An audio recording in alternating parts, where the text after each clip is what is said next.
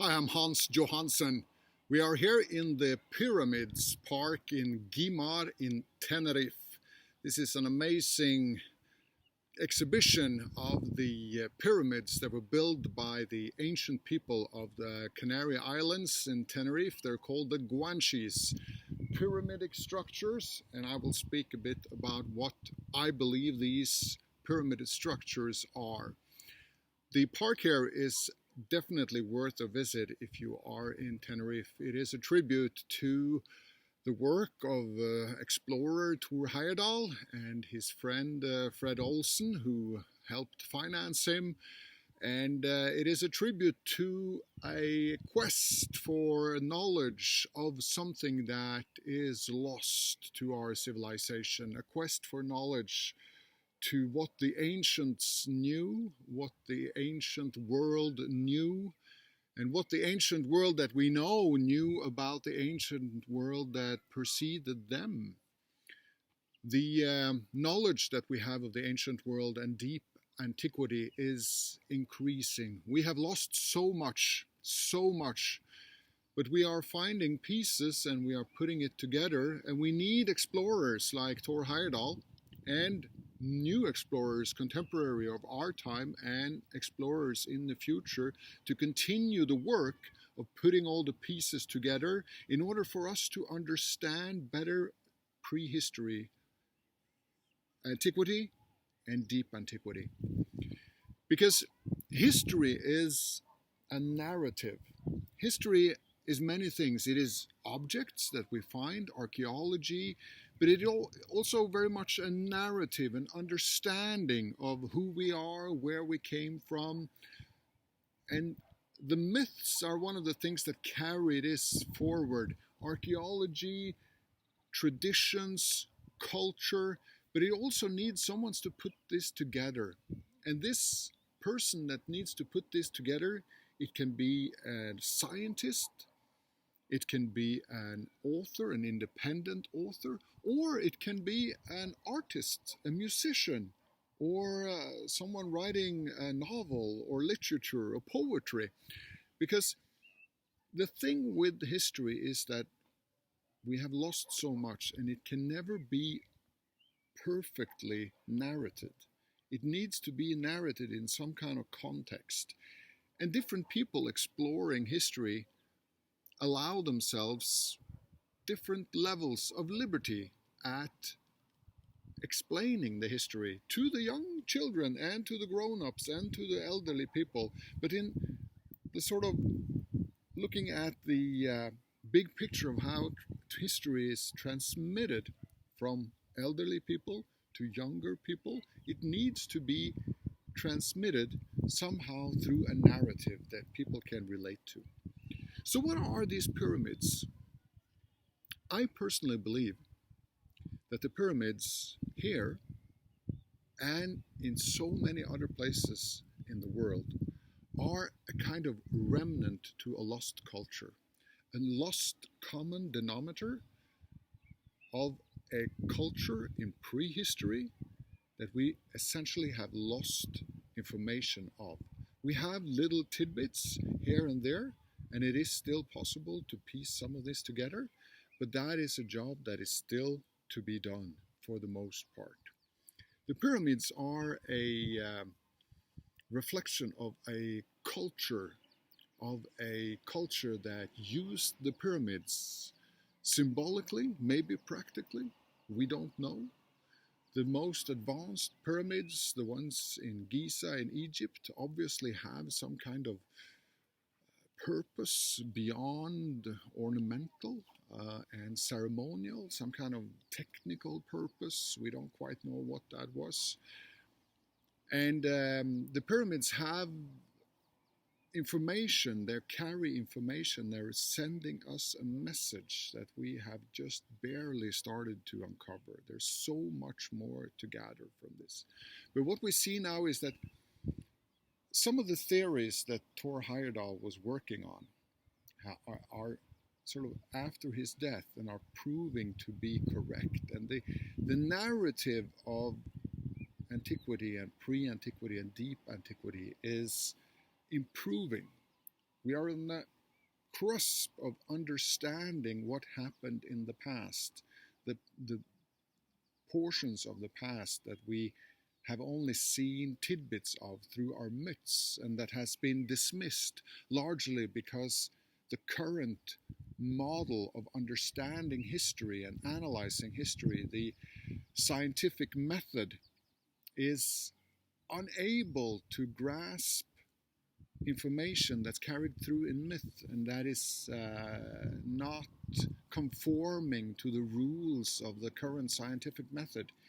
We need to use the myths, and unfortunately we're so tied to the scientific method that we still want to sort of use the myths and pick them apart and put them into a scientific method so we can sort of explain the real history of what was actually going on. I feel myself, I want to sort of, I cannot take the myths at face value. I want to sort of dissect them and put them together again, and then present them in the scientific method, which might actually be not the right way to go about it. But we're so conditioned.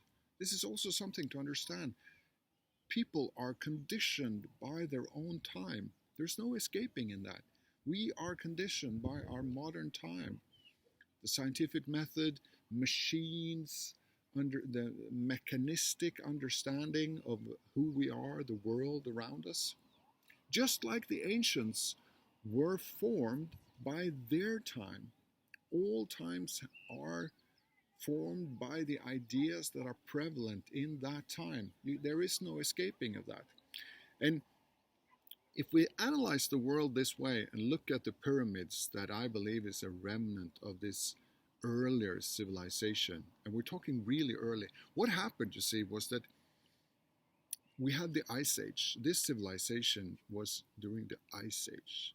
And the Ice Age kind of ended in two dramatic episodes of glacier melting.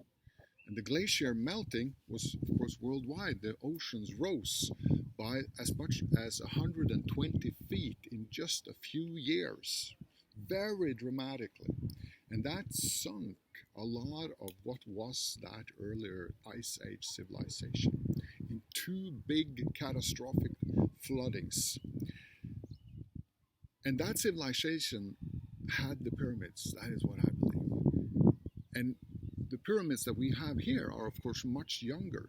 But we have these pyramids all over the world. And they are remnants, a remembering of the pyramids of that older civilization.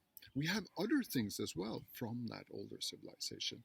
The zodiac of the sky and the signs of the sky, the stars of the sky, is also a remnant of that earlier high civilization with high technology, high knowledge of a different kind that we have today.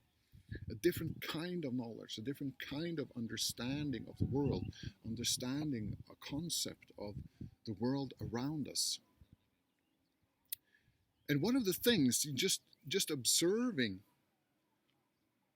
the pyramids, you get an understanding that one of the things that the ancients had an understanding of, and they cherished somehow, was the perfect forms, the geometrical forms.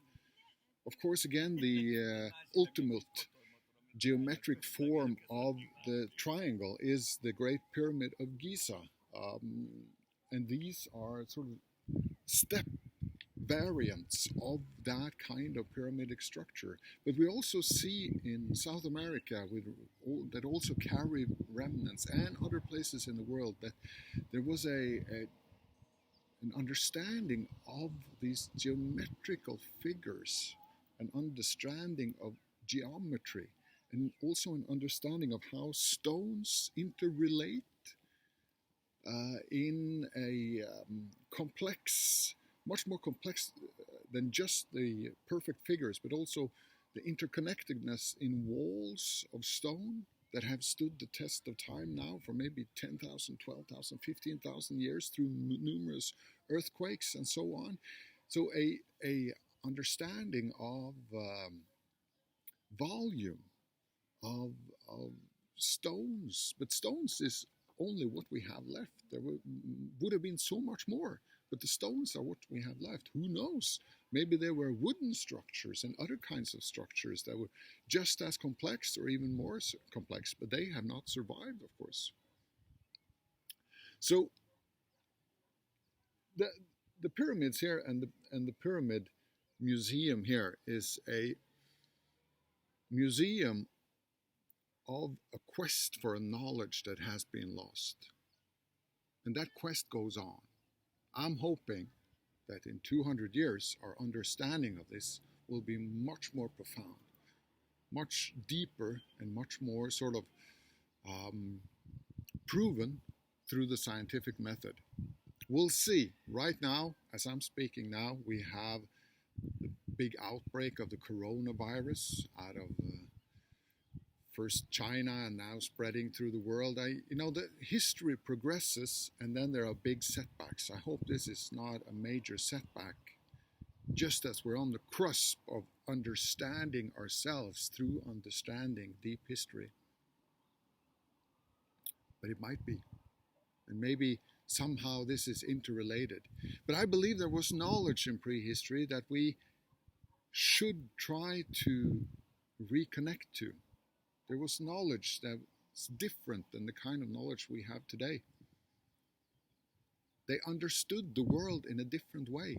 Our understanding of the world it's the scientific method, but it's also very lexicalic. We like understanding to be something that you can open a lexicon and look up the word for. And that's a very particular, we're so conditioned that we think that this is like the correct or the modern or the right way to understand things.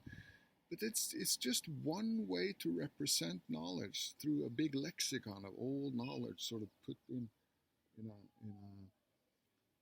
big row of books, something we replicate with like Wikipedia and others, or we search on Google. Even Google is tied to this lexicalic sort of understanding of knowledge. But there are other ways to understand knowledge, through myths, through geometry, through the spoken language, of course, through the facial expressions, through theater. There are other ways to transmit language and to contain language, and we must understand that. Just this understanding alone is something that the ancients are telling us, and that is sort of echoed through this monument here. And the ancients are telling us, hey, this is not what you see, what you have at your universities, Stanford, Harvard, Berkeley. That's not all there is. There is more. There are other worlds, there are other realms, there are other ways to understand things. There are other images, there are other realizations. Just that understanding, that is transmitted through this fantastic museum.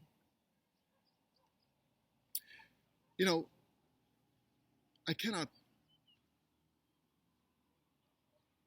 emphasize enough how important it is that you come here and try to pick this up. It is sort of the quest of our time to try to understand what the ancients knew and to understand ourselves through the ancients. It is a quest that will not be fulfilled in my lifetime and not in your lifetime. This is something that's important. This is also something that's very tied to our contemporary times and our understanding of who we are, is that like something has an end, the end, like the quest to understand antiquity and deep antiquity and ourselves through that. Like, okay, it's a job, you do it, and it's the end. But there is no end to this. This will continue. And me being here now is just adding one piece to an endless line of people working to explore and understand who we are. I thank you very much for following my work on this, and I'll put some links down to other sources that I recommend, and let's continue the journey.